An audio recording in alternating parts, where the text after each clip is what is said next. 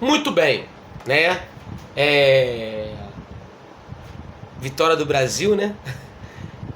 1-0, sofrido, mas pelo menos aí classificamos, né? Então, vamos pensar para aquele pessoal que não gosta de futebol, mas que é servidor público, já pensa também assim, pô, ganhamos mais um diazinho nas oitavas de finais que está garantido aí. Só resta saber qual vai ser o dia, se vai se classificar em primeiro ou segundo. Mas mais um diazinho de folga aí que a gente ganhou aí. Pois bem, então vamos lá. Meus amigos, na aula passada nós falamos características gerais sobre a filosofia da educação, né, que são os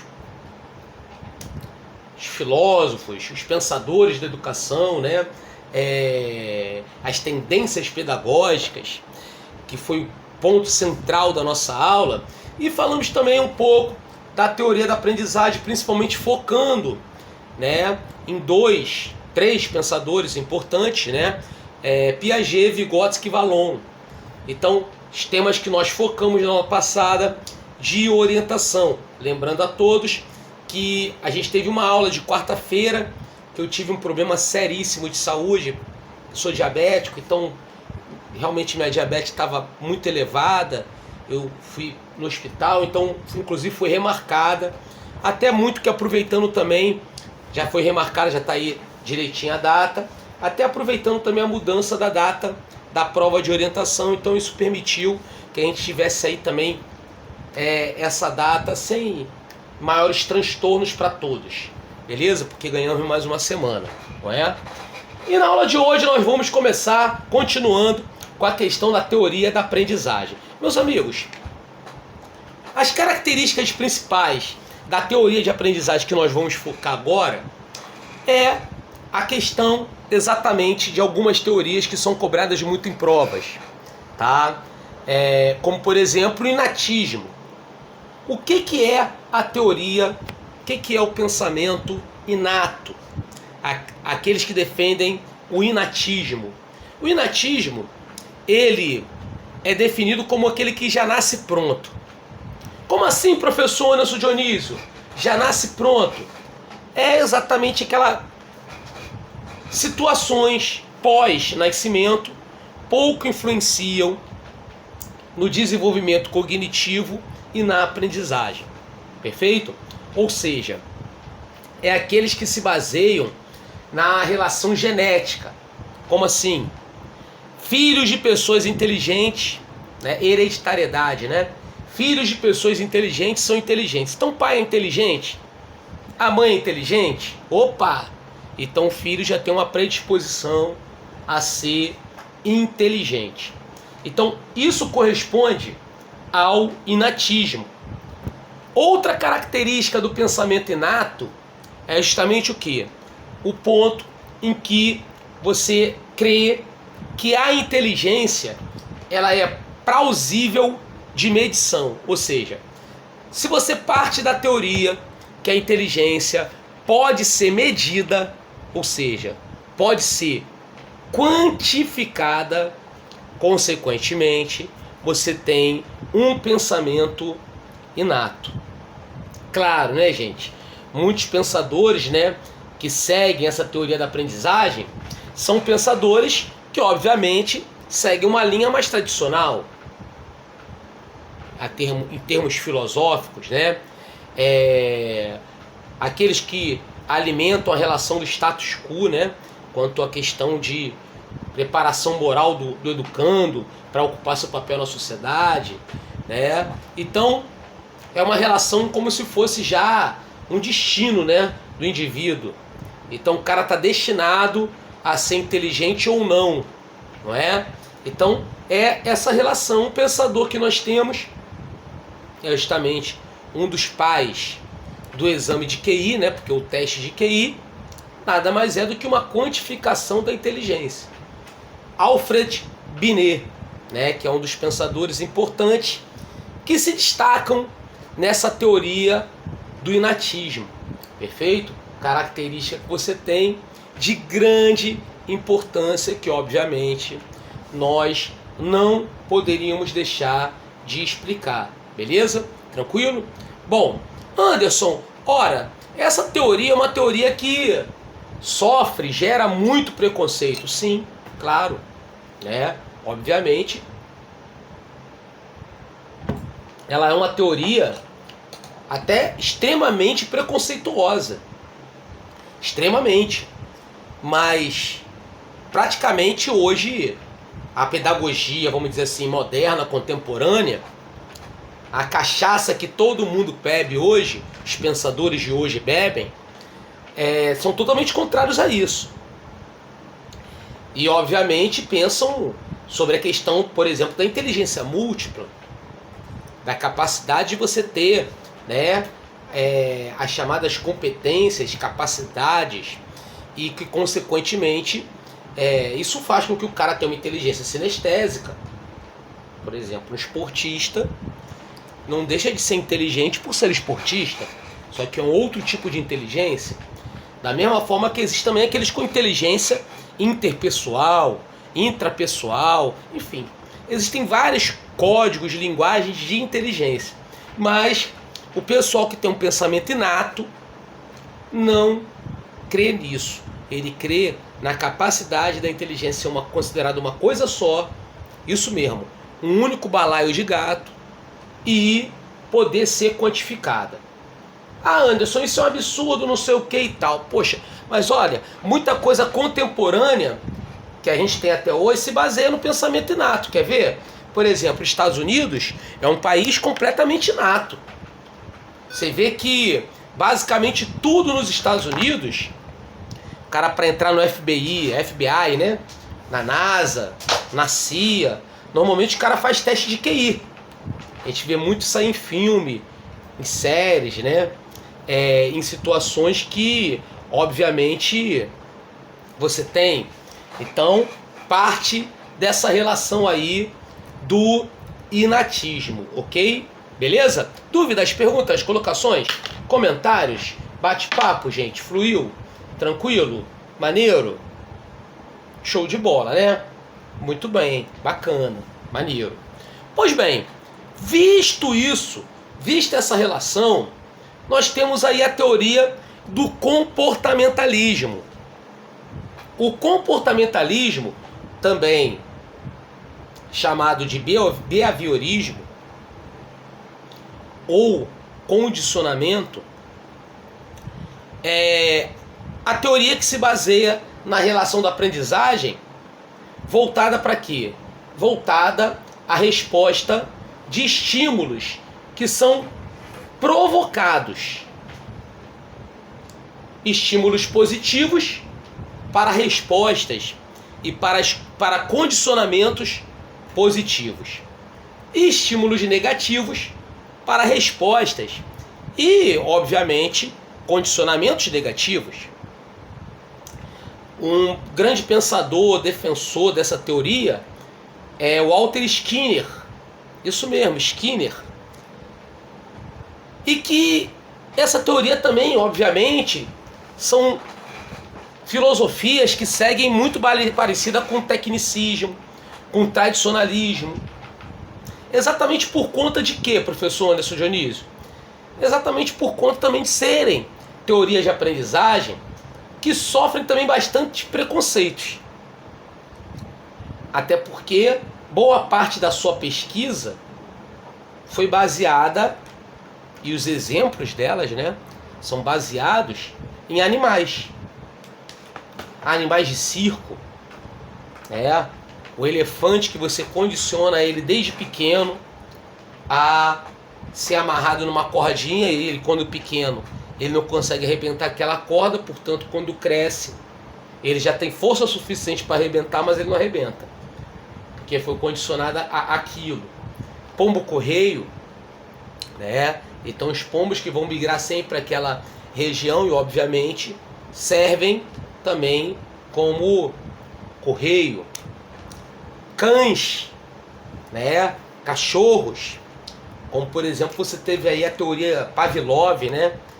Na Segunda Guerra Mundial, que condicionava cães, Pavlov russo, né?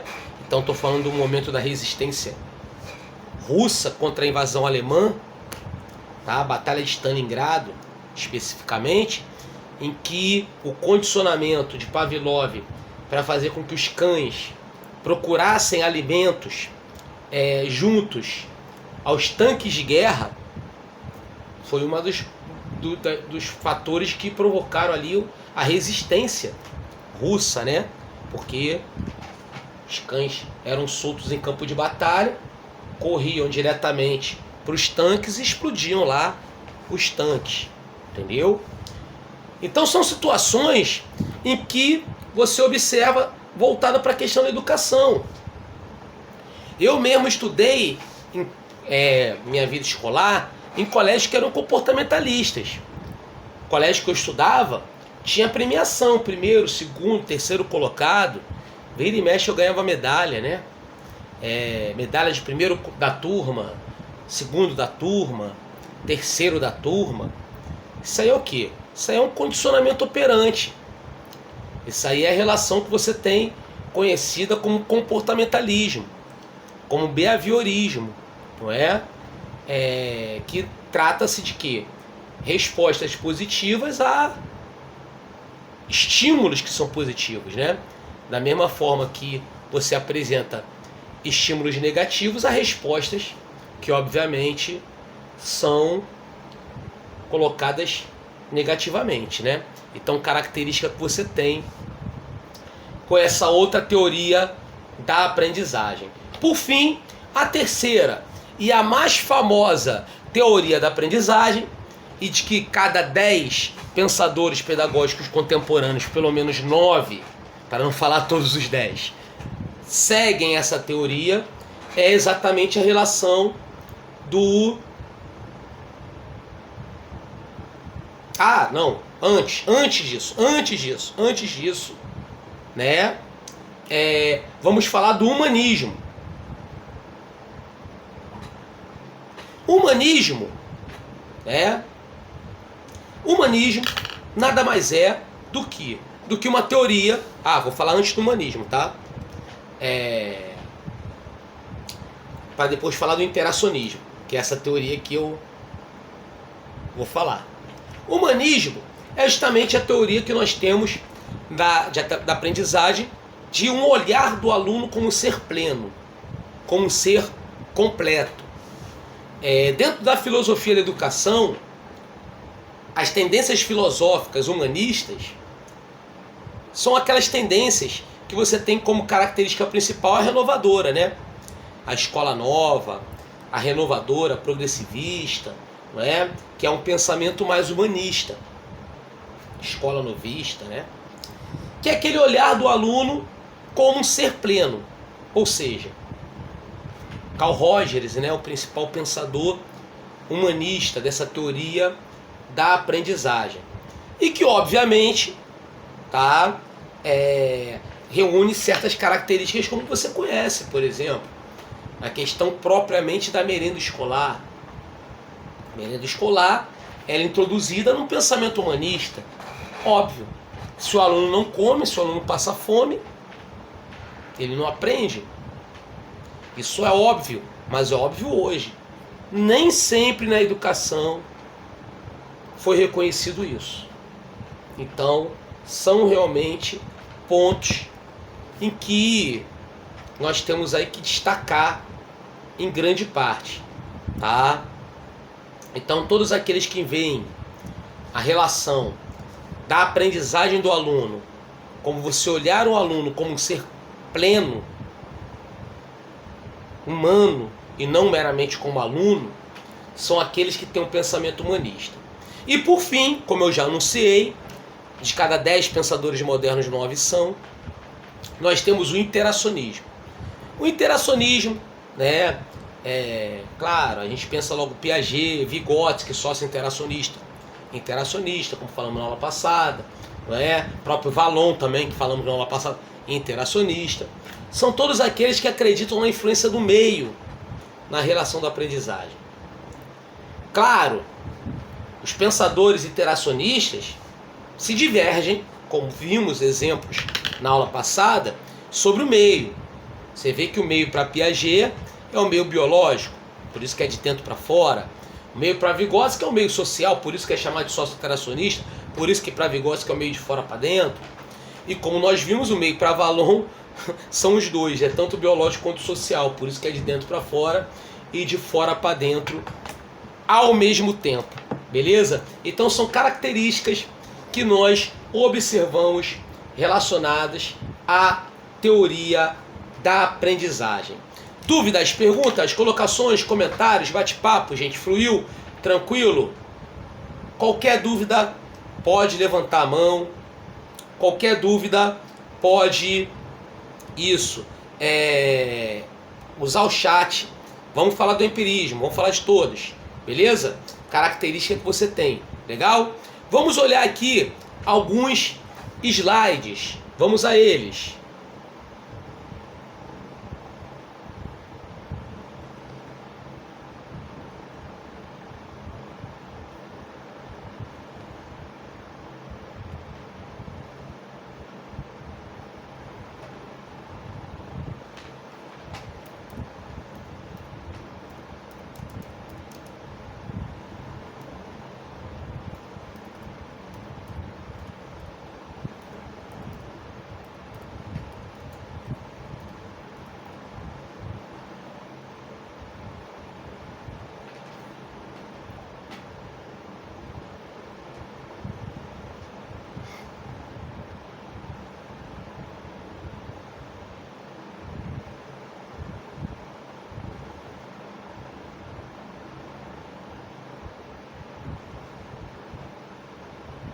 Show de bola!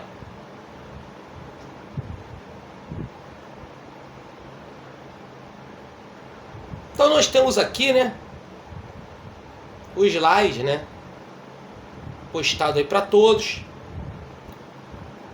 E, obviamente, respondendo aí nossa colega, né, a teoria do empirismo, aqui fala sobre vários, né, mas vamos lá. A teoria do empirismo é aquela que defende o quê? O conhecimento que vem através da experiência, ou seja, prática que temos cotidianamente.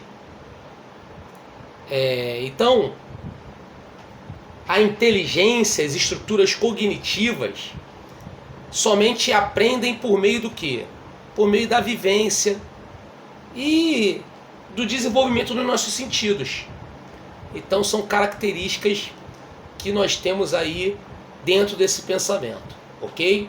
Então respondida aí a pergunta da minha colega no chat, qualquer coisa pode abrir o áudio, estamos aí. Pois bem, bom, então nós temos aqui, ó, behaviorismo, uma aprendizagem mecânica, uma abordagem tradicional do estímulo, um conceito baseado em estímulo à resposta, a condicionamento, né, onde o meio determina o sujeito. O inatismo, né, Gestalt, né, Binet, entre outros, por descoberta, né, uma relação, nesse caso, é um outro tipo de humanismo, né, nesse caso é humanista, porque é no sentido de que o sujeito nasce com todas as possibilidades e por isso determina o meio, ou seja, o cara já nasce pronto, né, aqueles que creem naquela ideia do cara que já nasce pronto. E o interacionismo, né, se baseando aí na relação cognitivista, na relação construtivista, né, é a construção do conhecimento através de uma relação sujeito-objeto, objeto-sujeito, ou seja, é a influência basicamente da relação no meio. Então nós temos aqui o natismo, onde o percursor Platão, né?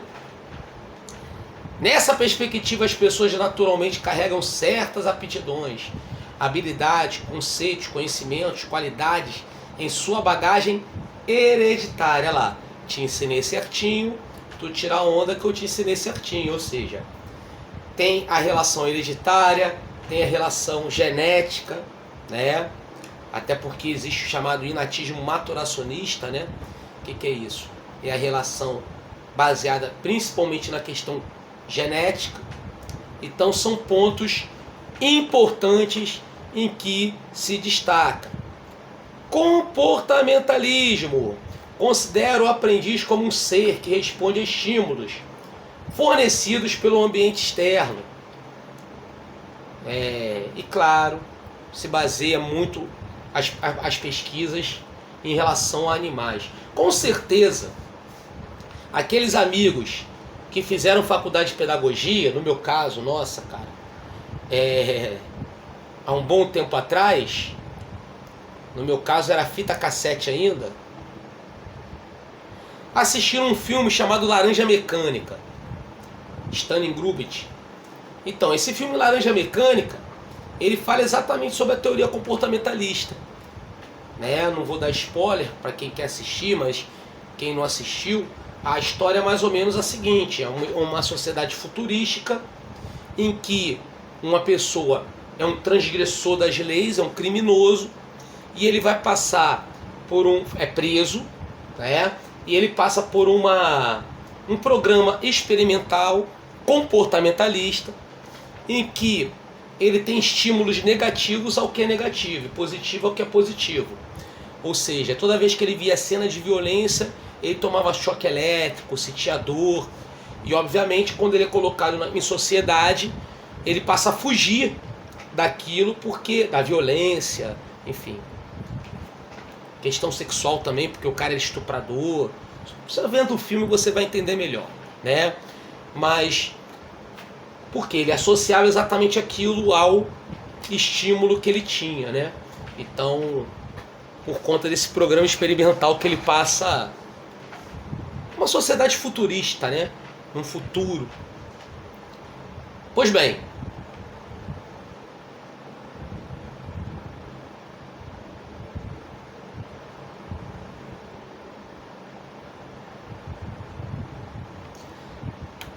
estudo do comportamento, manifestos mensuráveis. Não leve em consideração o que ocorre dentro da mente do indivíduo. Claro que não.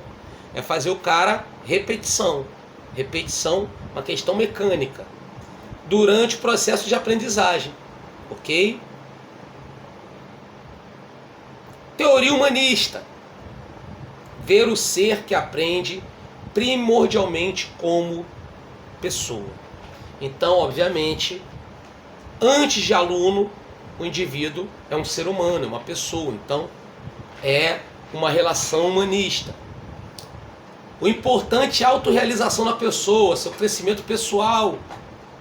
O aprendiz é visto como um todo. Nesse todo, envolve o quê? Sentimentos, pensamentos e ações. Ou seja, não só o intelecto. Dessa perspectiva, a aprendizagem não se limita ao aumento de conhecimento.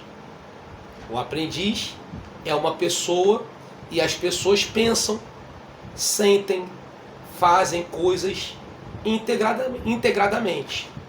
Tá? Então, o pensamento, principalmente de Carl Rogers, e aqui nós temos a relação, né, mais uma vez, do empirismo, ou também conhecido, né, ambientalismo, né? Indivíduos aprendem em decorrência dos estímulos externos. Fatores biológicos exercem pouca ou nenhuma influência. Então, meramente a relação do estímulo externo. A experiência é vista como grande fonte de aprendizagem. Aprendizagem é conhecida como memorização, repetição, fixação, cópia, né? As representações dessa concepção na educação podem ser observadas no grande número de formações e programas educacionais. É o chamado empirismo, como minha colega falou. Então esse quadro aqui corresponde mais à aula passada, né? E, gente, vira e mexe é cobrado em prova essa questão do ambientalismo, né? E vira e mexe eles colocam aquela historinha clássica. Com certeza você já viu alguma prova, o cara que está fazendo provas anteriores, conforme eu indiquei, até porque passe concurso quem faz provas anteriores. Que prova? Prova nova. Só vale novinha. 2022, 2021. Mais velhinha que tu vai pegar é 2020, ok? Não se baseia principalmente por banca, não. Se baseia por ser nova, tá? Com certeza você viu essa questão, falando do Mowgli, Menino Lobo, falando do Tarzan, ou então das meninas que foram abandonadas bebês, e foram criadas por lobos, né? Enfim, várias situações em que, obviamente, você com certeza já viu alguma questão parecida com essa. É a relação que ele coloca ali como a relação ambientalista, né? Pois bem,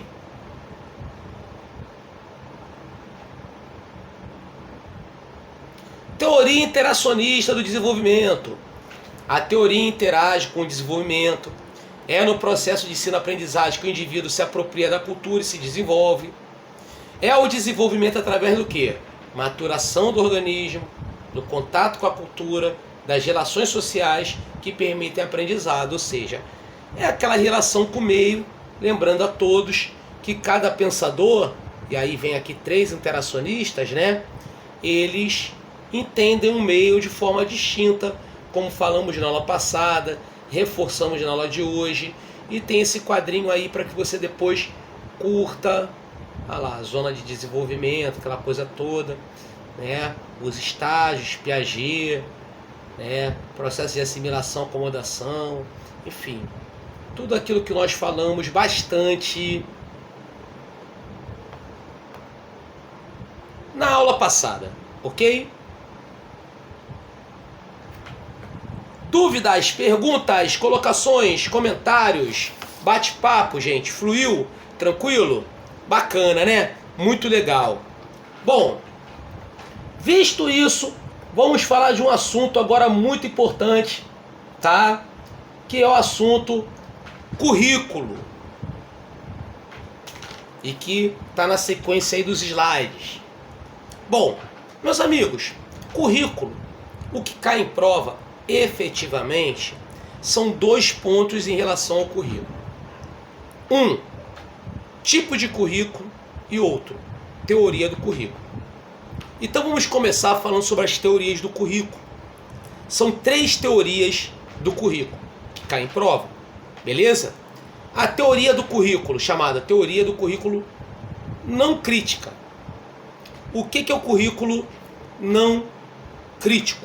O currículo não crítico é o currículo tradicional, é o currículo tecnicista, que nada mais é do que o currículo da preparação moral do educando para ocupar seu papel na sociedade. É aquele currículo que Paulo Freire tanto criticava, chamando de currículo bancário ou educação bancária, onde o aluno só recebe o conhecimento, beleza? É depositado o conhecimento nele, assim como um banco recebe dinheiro, é depositado o dinheiro no banco. É o currículo muito baseado nas escolas tradicionais. Aqui perto aqui do estúdio aqui, a gente tem algumas, São Bento, aqui mais à frente Botafogo, Santo Inácio, né? Copacabana ali tem um Sagrado Coração de Maria, Sacré-Cœur de Maria, que é a preparação moral do educando para ocupar seu papel na sociedade. Então, as meninas, isso mesmo, porque lá só pode estudar menina, que estudam no Sacré-Cœur de Maria, vão estudar o quê? Piano, latim, etiqueta. Afinal de contas, elas estão sendo preparadas para fazer parte lá da alta classe, da alta roda social, etc. Beleza? Então, esse é o chamado currículo não crítico. Já o currículo crítico, que cresce no Brasil a partir dos anos 60, junto com movimentos sociais, encabeçado por Paulo Freire, isso. Então, é sim um currículo progressista. É sim um currículo libertador. Também, não só libertador, mas também libertador. Correto? E é um currículo que visa o quê? Visa a ideia de que a escola é um elemento fundamental para a transformação da sociedade. Então, se a partir do momento que você crê que a escola, né, é um elemento fundamental num processo de transformação social, consequentemente, e a educação, obviamente, né, é o elemento fundamental, consequentemente você tem uma visão crítica do currículo. Bom, e no meio disso tudo nós temos também um currículo pós-crítico. O que é o currículo pós-crítico? Bom, a grosso modo, gente, o não crítico não critica. O crítico critica. A grosso modo é isso. E o pós-crítico? O pós-crítico, ele é definido por César Cole como chamada vozes aos silenciados. O que é o currículo que se baseia na chamada da voz aos silenciados? É exatamente o currículo dos excluídos. É o currículo da inclusão. Ponto. Não é? É aquele currículo da pluralidade cultural. É o currículo que vai abordar temas e vai incluir personagens que sempre tiveram a parte da educação. Por vários motivos ao longo da história da educação mundial e, obviamente, brasileira. Então, temas como sexualidade. Sexualidade, veja bem você, chegamos ao século XXI e ela continua sendo um tabu. Não é à toa que você teve aí recentemente uma ministra falando que meninos usam azul e meninas usam rosa. Quer dizer, uma mente completamente, ao meu ver, na minha humilde opinião, retrógrada, né? Mas se discute muito questão sexualidade, né? Foi plataforma política e tudo, né? Essa questão aí de fakes, né? Banheiro misto e uma porção de porcarias aí que, enfim, foram criadas aí na mente das pessoas. Quer dizer, sexualidade, gênero. Você é de concordar comigo que as mulheres, mesmo sendo maioria numérica no Brasil, foram excluídas ao longo do processo da educação. Então, questão relacionada a gênero, existe uma forte desigualdade entre homens e mulheres que deve ser discutido, deve ser combatido, correto? Questão ligada ao meio ambiente, sim. Você há de concordar comigo que o meio ambiente sempre foi negligenciado. Você está vendo aí até recentemente aí, né, tivemos aí esse ano a COP 22 e que é a ratificação em relação ao Acordo de Paris, onde você teve aí o presidente Bolsonaro recebendo grandes críticas, né? Enfim, por questões ligadas à política ambiental, e que são assuntos que não são colocados como prioridade em pauta. Então, sim, meio ambiente tem que ser discutido. Anos 60, anos 70, anos 80, não se discutia meio ambiente.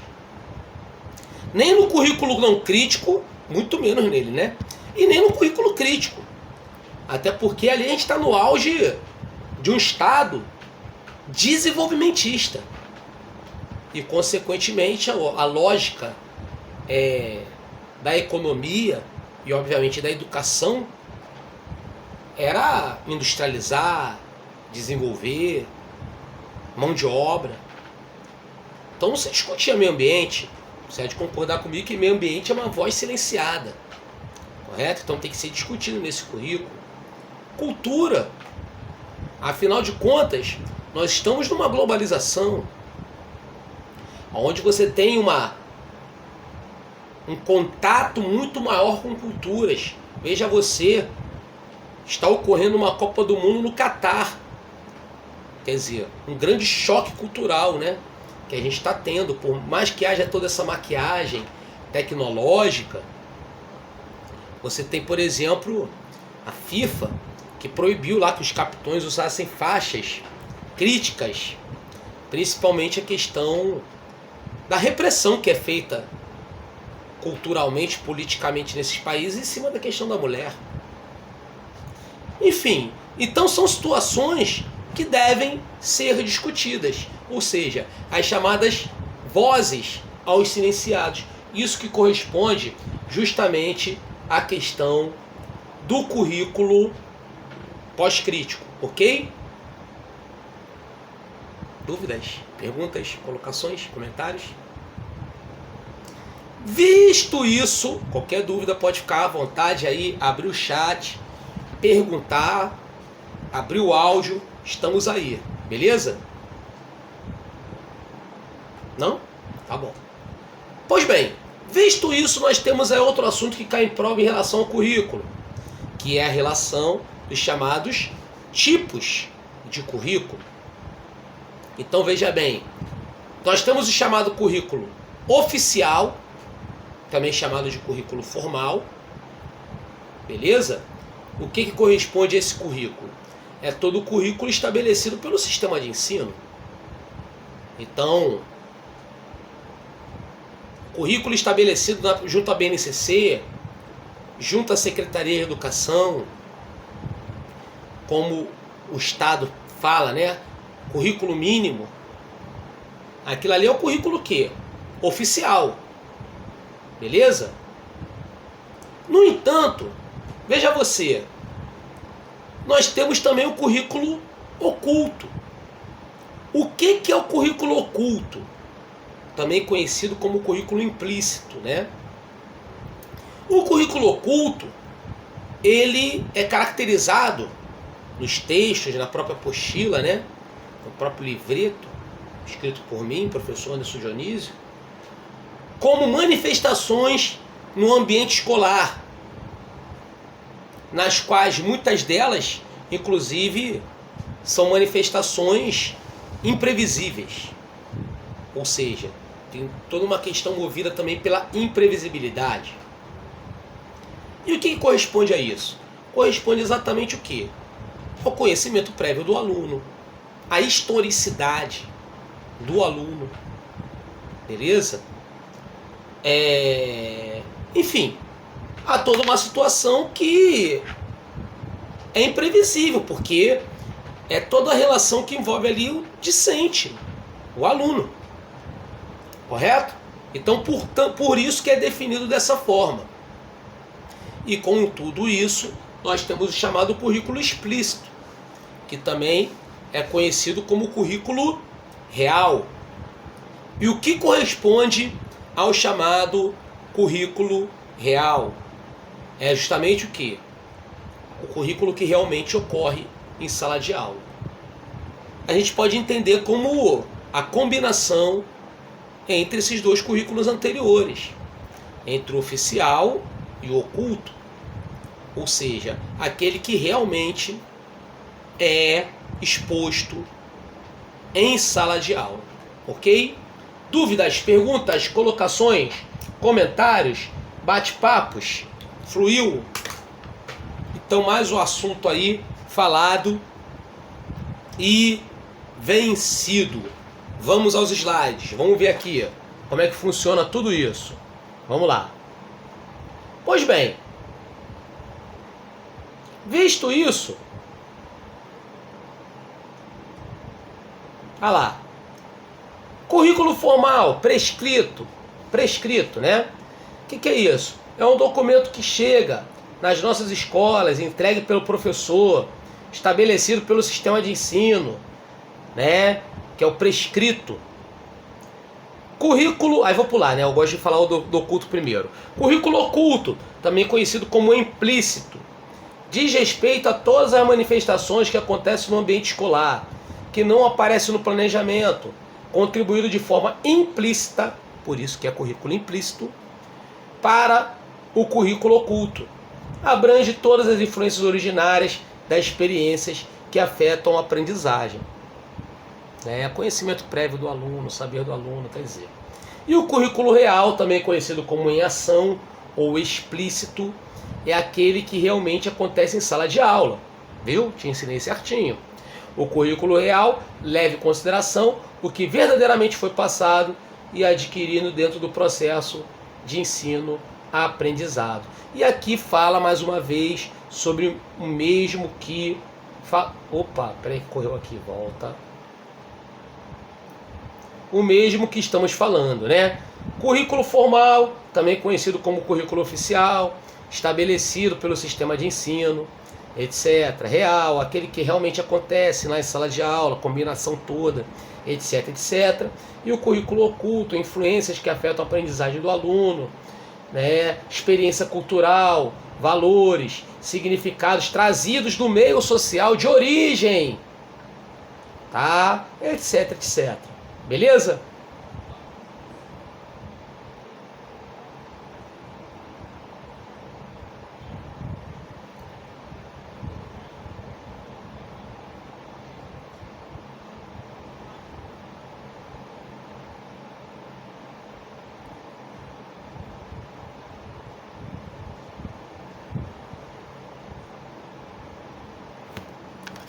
Fala comigo. Boa noite. Jamais.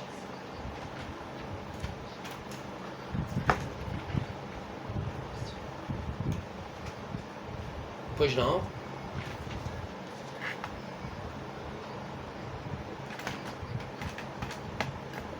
Não. Não. Aulas online é uma modalidade, né? É uma modalidade. A questão do currículo tem a ver muito com a questão de exatamente como vai estar apresentado aquilo ali, não é? Independente da modalidade, se for presencial, se for online, se for... Não importa, né? O currículo, por exemplo, estou transmitindo por uma aula online. Eu estou seguindo aqui o currículo oficial, que está nas minhas anotações, que é o roteirinho do conteúdo programático que está no edital de vocês. Por isso que eu tenho um papel que eu fico riscando aqui cada assunto que eu vou falando, tá? Para não esquecer nada que eu estou dizendo, tá?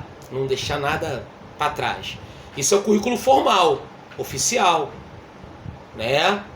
O currículo oculto é aquele que está aí, manifestações que ocorrem e tal no ambiente escolar. E aquele explícito é o que realmente está acontecendo aqui. A sua intervenção, a intervenção da colega ali pelo chat, né? E tudo mais. Tá bom? Beleza? Show, né? Sim. Não, que isso, não é isso que eu falei. Pelo contrário, o currículo oculto são manifestações em ambiente escolar, ou seja, é exatamente a voz do aluno. Exatamente a manifestação por parte do aluno. Isso aí são tipos de currículo. Tá? Isso. Tá? Entendeu? Tá bom? Foi? Show. Bacana. Pois bem, visto tudo isso, meus amigos, vamos falar agora de mais dois assuntos muito importantes. Primeiro assunto que nós vamos falar agora é o assunto avaliação. Bom, avaliação. Avaliação, que é um tema que sempre cai em prova, tá? Avaliação é sempre necessária. Flávia Mota pode perguntar. Fala comigo, Flávia. Flávia.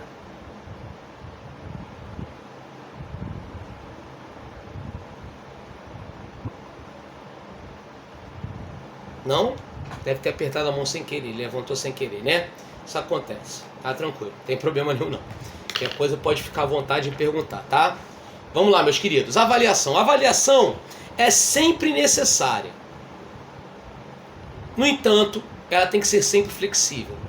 Então grave isso no seu coração. Não existe avaliação com rigor. A pedagogia moderna, contemporânea, os pensadores atuais, todos eles repudiam isso. Porque a avaliação, ela tem que ter o quê? Um caráter flexível. Ponto. E por que ela é sempre necessária? Porque a avaliação, nós temos que entender que ela é uma ferramenta do processo de ensino-aprendizado. Ela não pode ser entendida como, por exemplo, elemento de punição, de cobrança, punição, né?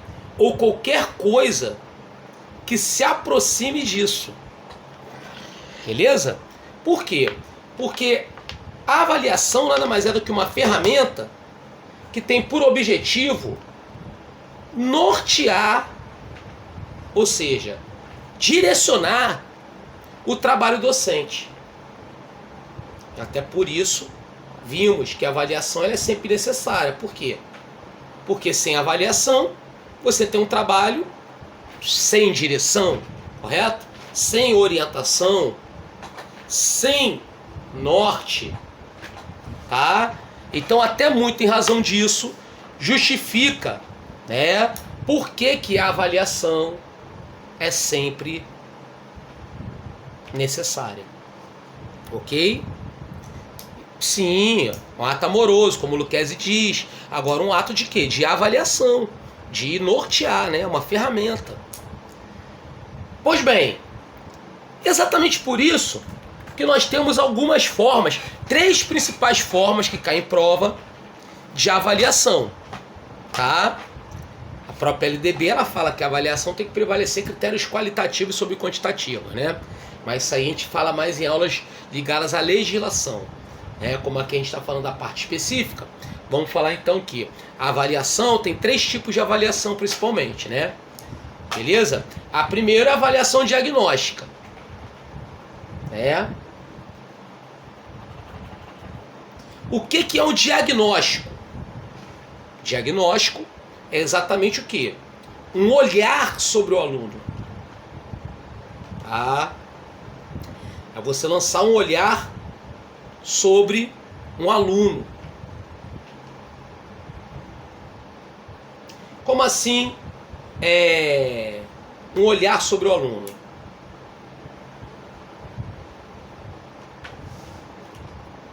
É você iniciar, ele existe exatamente com o objetivo de iniciar uma ação pedagógica. Você passar a conhecer o aluno, entender as demandas do aluno, entender o que ele quer ali, né? Então são situações que a gente observa relacionada a isso, ok? Então veja bem você, essa forma de avaliação é uma avaliação em que é necessária, exatamente por quê? Para você iniciar um trabalho. E obviamente é uma avaliação que tem como característica ser de curta duração. Como assim, Anderson? Curta duração. É o mesmo pensamento de um diagnóstico médico. O que é um diagnóstico médico? É um exame, correto? Tipo, medicina diagnóstica. Pô, você vai lá fazer exames. Sérgio Franco, essas coisas que tem aí, esses laboratórios. E aí? É de curta duração, porque se o exame demora muito ter um resultado, dependendo do quadro de doença que o cara tenha, o que vai acontecer com o paciente? Ele vai morrer. Então, como a avaliação diagnóstica ela tem por objetivo iniciar um trabalho, ela tem que ser de curta duração, porque senão você vai demorar muito para iniciar o seu trabalho. Por isso que essa característica. Tá? Outra forma de avaliação que nós temos é a avaliação formativa. Essa avaliação ela é conhecida como avaliação ao longo do processo. Exatamente, né? Falando que muitos já sabem, é a avaliação, é uma forma de avaliação, é a forma de avaliação mais flexível que tem. Por que flexível? Mais flexível. Porque como ela é ao longo do processo, se você está vendo que ela está indo por um caminho que não convém ao que você está buscando, tá? Consequentemente você pode criar o quê? Um ajustamento, né? Uma alteração daquele sentido, uma alteração daquele caminho. Até porque ela é uma avaliação ao longo do processo. É característica que você tem em relação a essa avaliação. Bom, é só você lembrar de formar, né? Formatura tem muito a ver com o que formatura? Formatura tem muito a ver quando você comemora com o final de um processo. Exatamente por isso que a avaliação formativa também era chamada de avaliação processual, né? Porque ele é ao longo do processo. E a outra forma de avaliação é a somativa. Também é conhecida como avaliação classificatória ou pontual, que é aquela avaliação, como o próprio nome já sugere, é a forma mais tradicional de avaliação que a gente conhece, que é a avaliação nota A, B, C, D, E, 10, 9, 8, 7, 6. Ou seja, é aquela avaliação também, né, de forma classificatória, de forma hierárquica. Como assim hierárquica? Primeiro, segundo, terceiro lugar. Então são características em que conferem essa relação importante ligada ao aspecto de avaliação. Com base nisso, temos algumas coisas que podemos ver. Dúvidas, perguntas, colocações, comentários, bate-papo, gente, tranquilo? Show, vamos lá. Então, com base nisso, vamos olhar aqui alguns slides.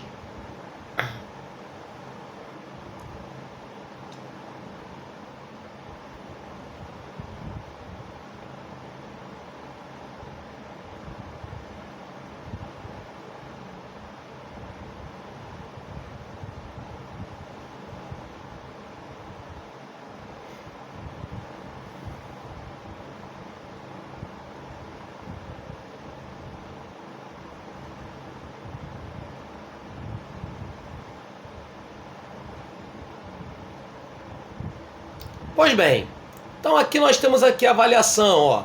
Avaliação formativa. O que é? Vamos pela, né? Eu prefiro pela ordem, né? Diagnóstica, que é a primeira, né? Então vamos lá. A avaliação que permite ao professor conhecer o que os alunos sabem sobre determinado assunto, sendo desnecessária a atribuição de notas, claro. Antes do início da aprendizagem, tomada de decisão, planejamento e replanejamento, não é? A avaliação formativa. O que é a formativa? Ó?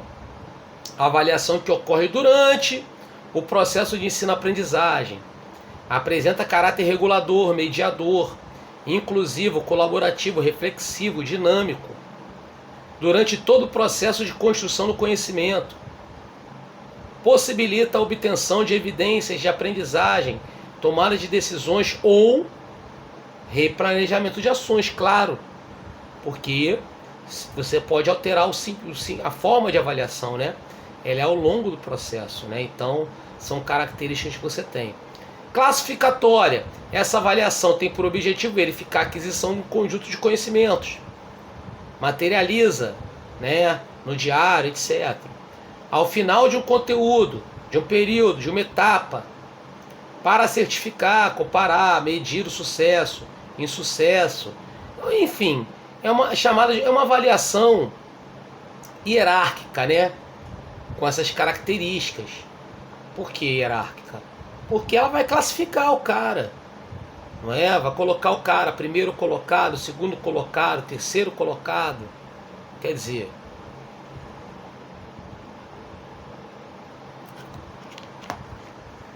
uma série de características. Opa, peraí, fugiu aqui um pouco, deixa eu voltar. Uma série de características que explicam, né, essa relação. Perfeito? Visto tudo isso,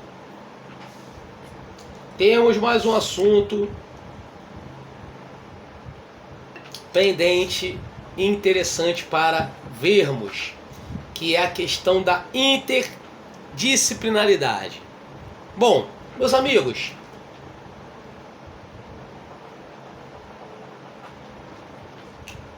Interdisciplinaridade. Interdisciplinaridade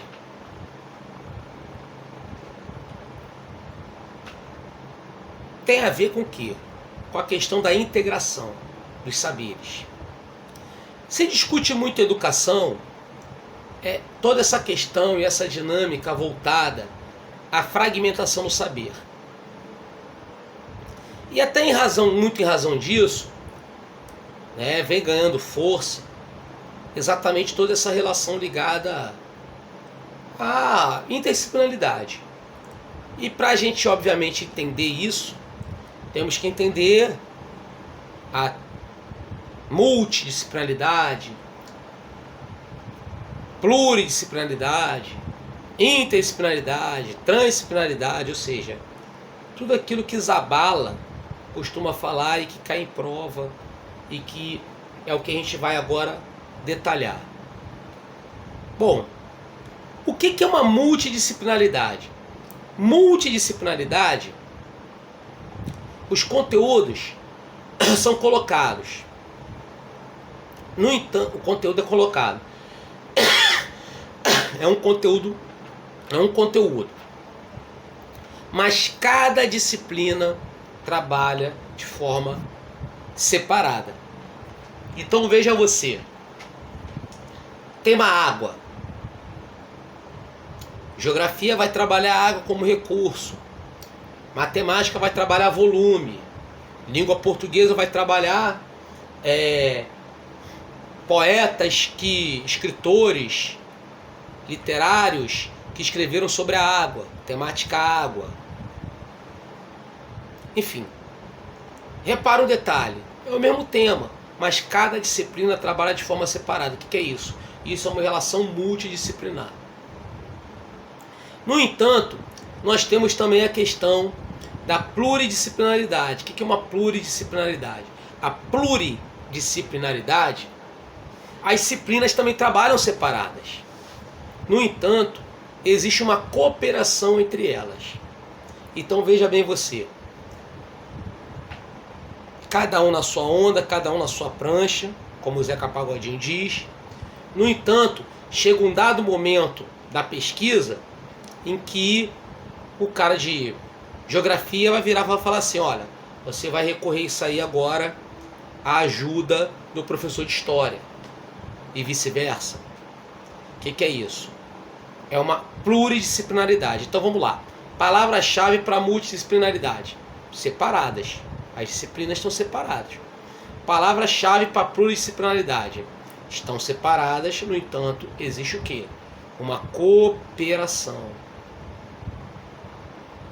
E a interdisciplinaridade? A inter é quando elas trabalham de forma integrada. Então, se há uma integração de disciplinas, não importa se é 2, 3, 4, não importa. Não importa o número de disciplinas. Se as disciplinas estão integradas, é porque existe, obviamente, mais de uma, né? Para ter integração tem que ter mais de uma, né? Então 2, por isso que eu começo a contar com 2. 2, 3, 4, entendeu? Não importa a quantidade. Contanto que seja mais de 2. 2 ou mais. Tá? Se as disciplinas trabalham de forma integrada, então é uma interdisciplinaridade. Mas professor, e a transdisciplinaridade? Ah, legal, boa pergunta. A transdisciplinaridade, ela é quando as disciplinas estão tão integradas, mas tão integradas, que não há separação perceptível entre elas. Ou seja, o aluno não consegue enxergar aonde acaba uma e começa a outra. Obviamente, o que me leva a dar como exemplo, não ocorre só lá, mas ocorre principalmente na educação infantil, algumas atividades da educação infantil. Atividades simples, como o cara desenhar à mão. Quando você manda o ser humaninho desenhar à mão, repara, ali você trabalha número, por causa dos dedos, ali você trabalha higiene, ali você trabalha arte, ali você trabalha linguagem por conta da posição da mão. Ali você trabalha várias coisas. Agora, repara, o ser humaninho, ele não consegue discernir. Ah, não, isso aqui é português, isso aqui agora é matemática. Não, ele vê tudo aquilo ali como uma atividade só, sem nenhum discernimento, aonde começa uma e termina a outra. Então, repara, a transdisciplinaridade, as disciplinas estão tão integradas, mas tão integradas, que não há separação perceptível entre elas. Então, é o que nós entendemos como transdisciplinaridade, ok? Dúvidas, perguntas, colocações, comentários? Bate-papo, gente, tranquilo? Opa, oi, fala comigo.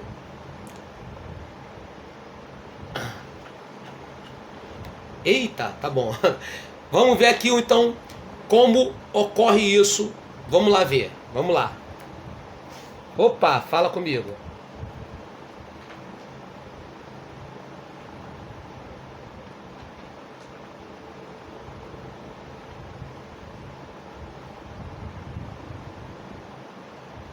Sim, sim, ainda, ainda. Uhum.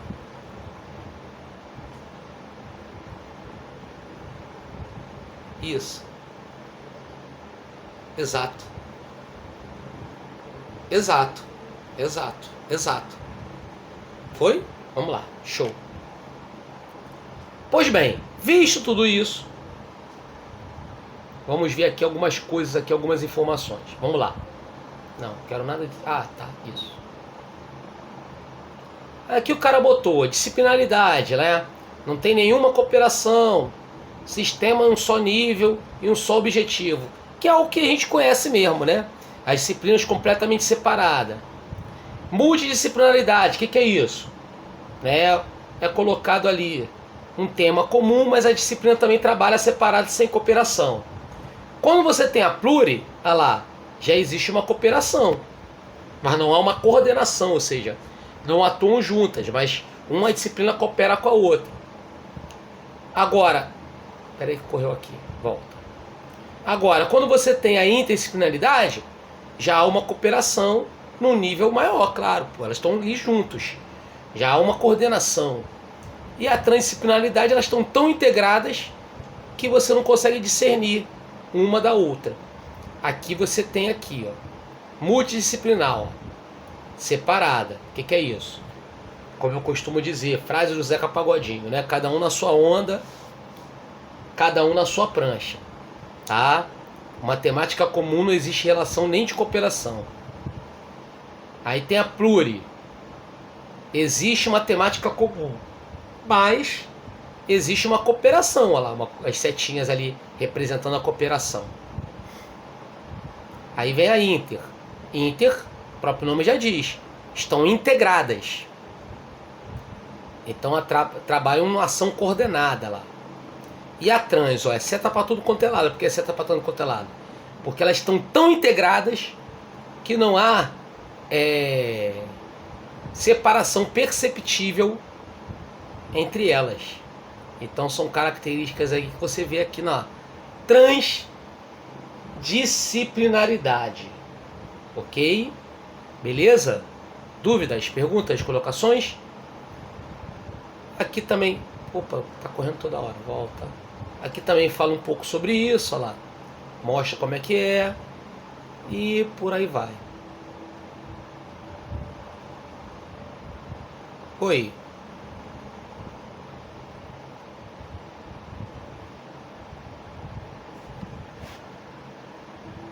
Ah, cara, que bom, cara.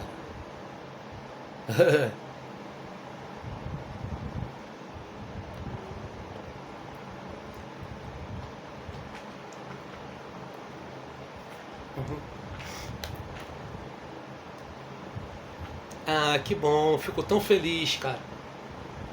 Uhum.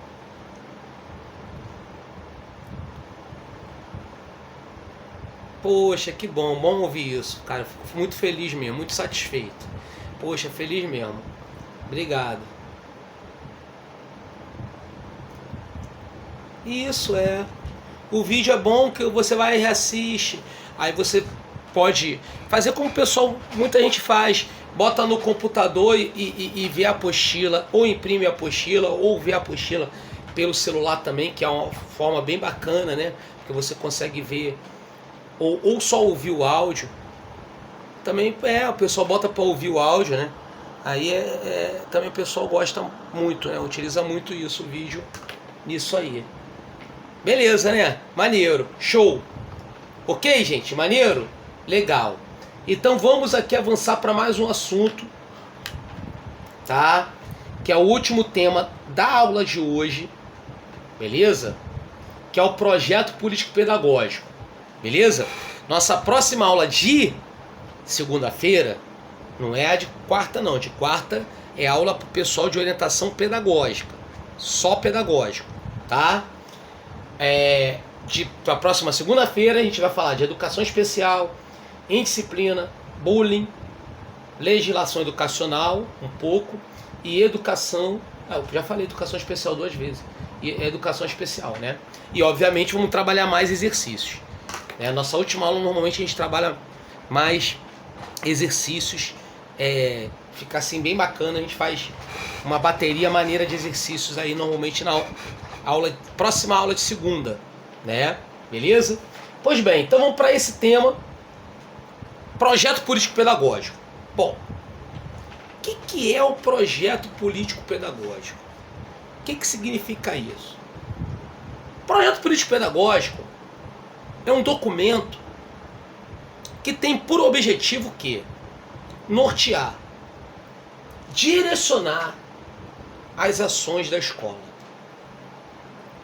Cuidado, esse termo nortear, direcionar, parece para tudo, né?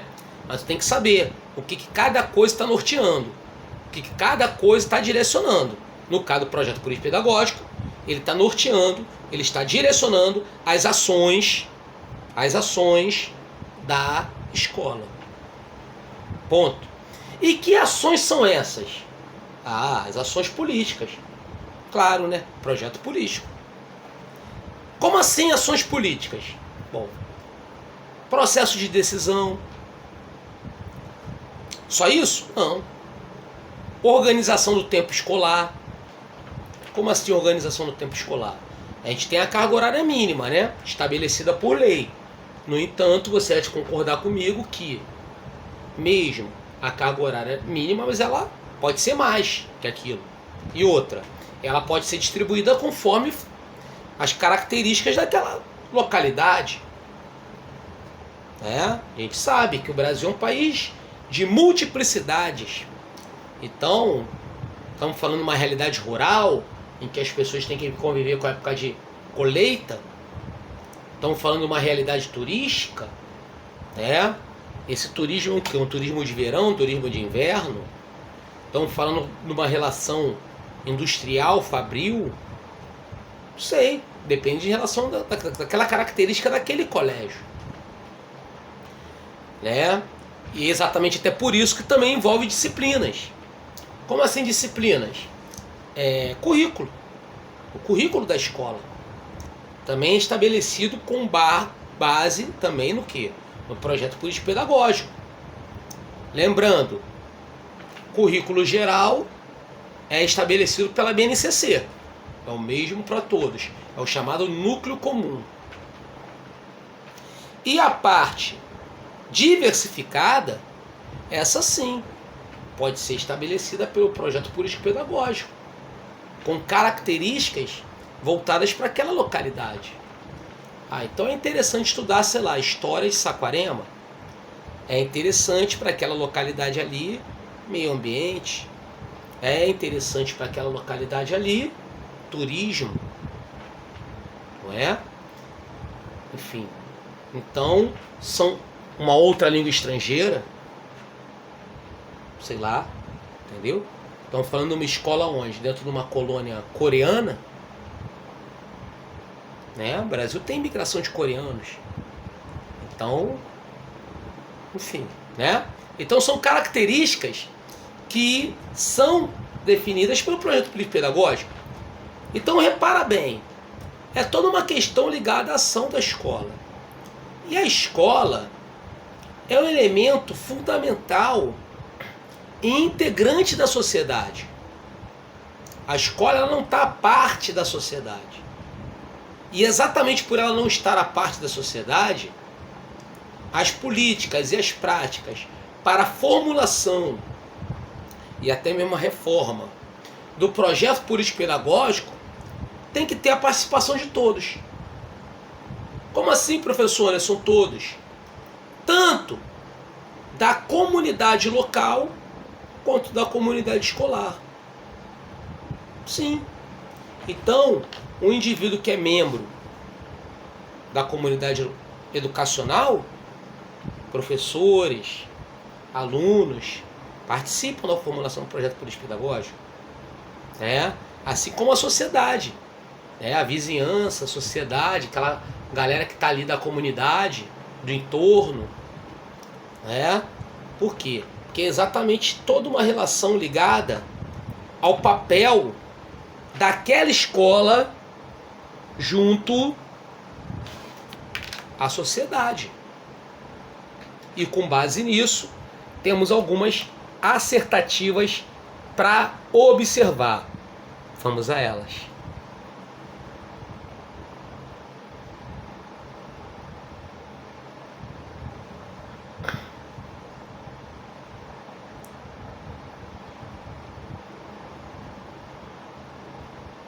Pois bem, meus amigos,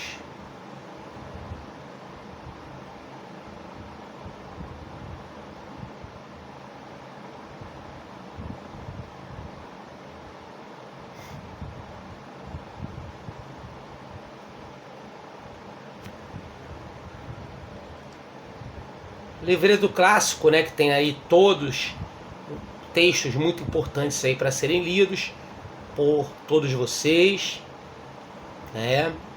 Define detalhadamente, escrito por mim, e define detalhadamente tudo que a gente está falando, pontuando, discutindo, falando aqui bastante.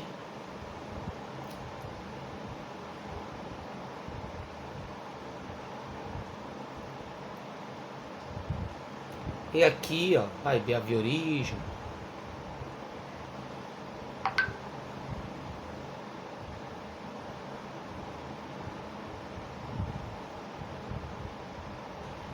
Falando do currículo, coisas inúteis que aprendi na escola, Críticas ao currículo, Nossa, você tem muito Paulo Freire aí, essas coisas todas, Muito bacana.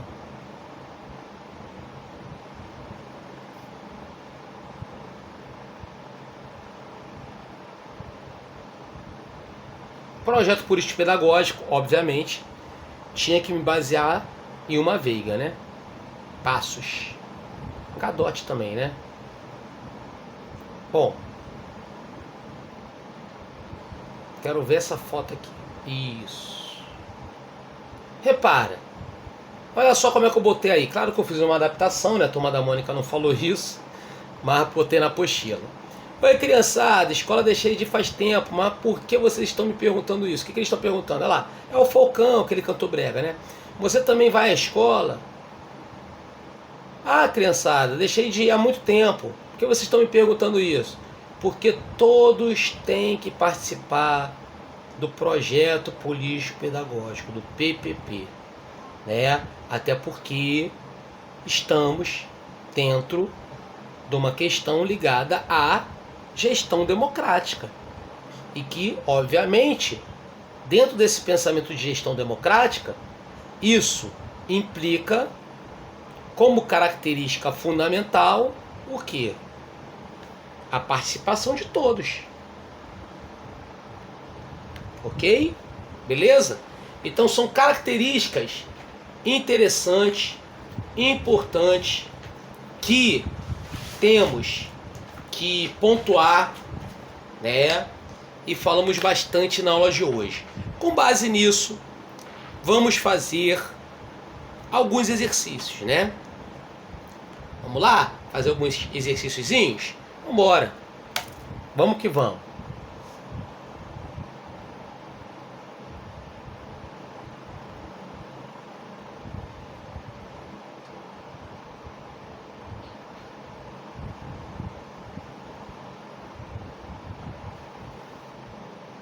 Lembrando a todos que vamos ter um aulão aí dia 10/12, das 8 às 14 horas. E o valor do primeiro lote para os alunos matriculados é show de bola, apenas R$30. Daqui a pouco vai virar o lote, vai para 50. Quem puder fazer, vale super a pena. Vai envolver todas as matérias gerais e a parte específica de séries iniciais. Vai servir para aquele que vai fazer prova dia 10, porque a prova está marcada para 3 horas. Vai servir, e o aulão online termina às 14 horas. Então é para você levar o seu fone de ouvido e ouvindo lá direitinho, né? Beleza?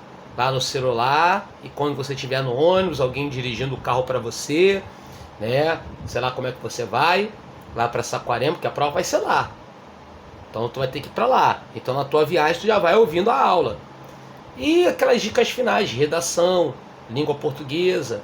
Pô, vale super a pena. Muito maneiro, tá bom? Bom. Aqui são os 4 pilares da educação, né, gente? Pô, aprender a conhecer, aprender a fazer, aprender a conviver, aprender a ser. Não é? Quer dizer, aprender a conhecer tem a ver com a questão de você buscar conhecimentos. Aprender a fazer é a relação prática. A conviver é a relação do aprender a viver junto, que é a relação da empatia, do diálogo. E aprender a ser todo o conjunto dessas 3 situações que nós pontuamos anteriormente. Beleza? Então, com base nisso, temos algumas questões aqui embaixo. Essas primeiras falam de pilares da educação. Vou pular as 3, né, primeiras. Vamos falar a 4ª. Questão 4. A avaliação é uma das atividades que ocorre dentro do processo pedagógico, incluindo outras ações que implicam na própria formulação dos objetos de ação educativa, na definição dos seus conteúdos, métodos, entre outros. Sendo parte de um processo maior, a avaliação pode ser formativa ou somativa. Considere o enunciado, analise e coloque V ou F. Vamos lá. A avaliação formativa é utilizada como uma apreciação final? Não. Final é a somativa. Falso. A avaliação somativa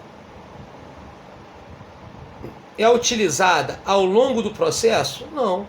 Ao longo do processo é a formativa. Então, falso. Automaticamente, né, já te deu a resposta, letra B de Brasil, FF, VV. Quer ver, ó? O resto? Tanto a avaliação somativa quanto a formativa podem levar a processos de exclusão e classificação. Quer dizer, deixa eu ver aqui.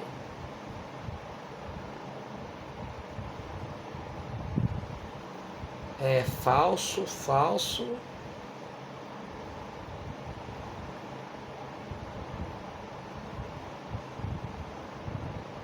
Uma avaliação formativa é aquela que o professor deve estar atento aos processos de aprendizagem dos alunos. Ah, tá certo.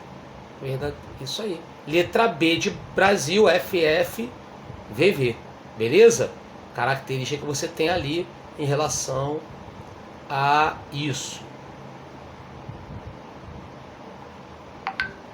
Bom, questão abaixo aí, né?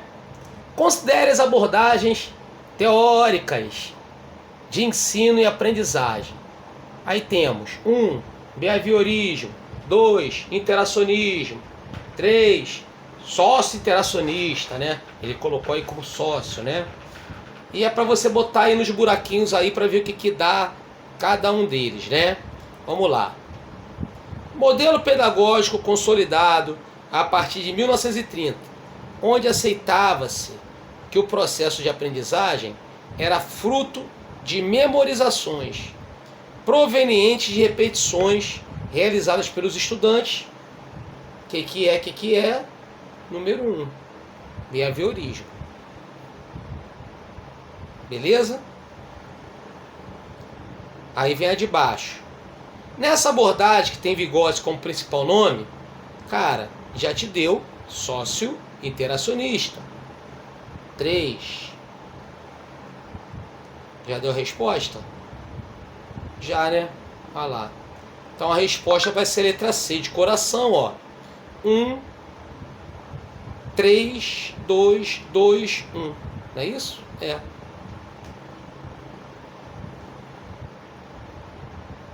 Essa aqui já fala de planejamento. Tá. Não, vamos lá. Uma professora ao elaborar seu planejamento pedagógico considera que os conhecimentos prévios dos alunos devem ser valorizados. Nessa situação, é correto afirmar que a ação está baseada na teoria a aprendizagem significativa de David Ausubel. Letra C, de coração. 17.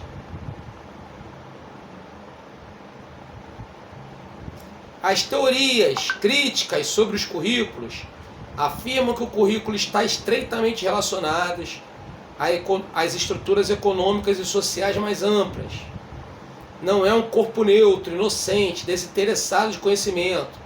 De acordo com essa concepção do currículo, a seleção de conhecimento é teoria crítica do currículo, hein?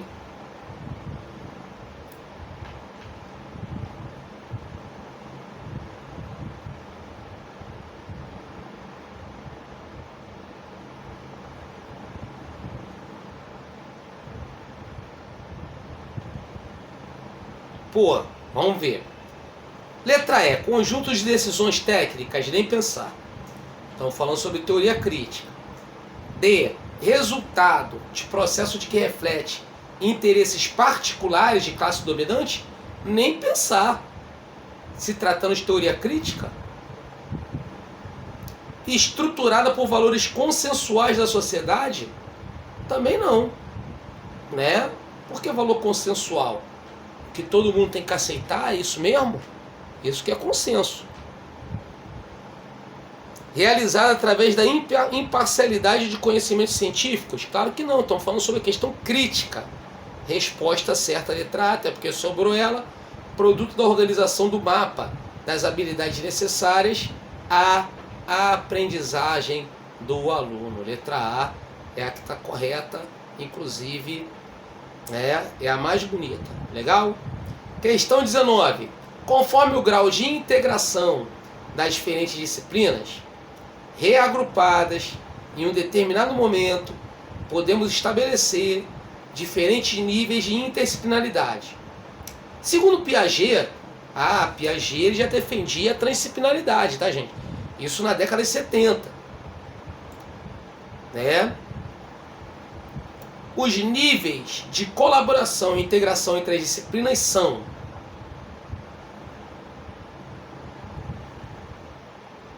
das alternativas que estão sendo colocadas aí, é a letra A de amor, multi, inter e transdisciplinaridade. Ok? É porque eu fui um pouco além do Piaget, eu dei baseado em Zabala, por isso que entra pluri.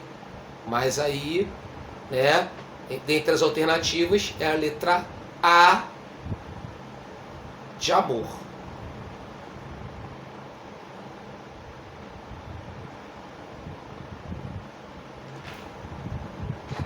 Vamos lá. Opa, voltando.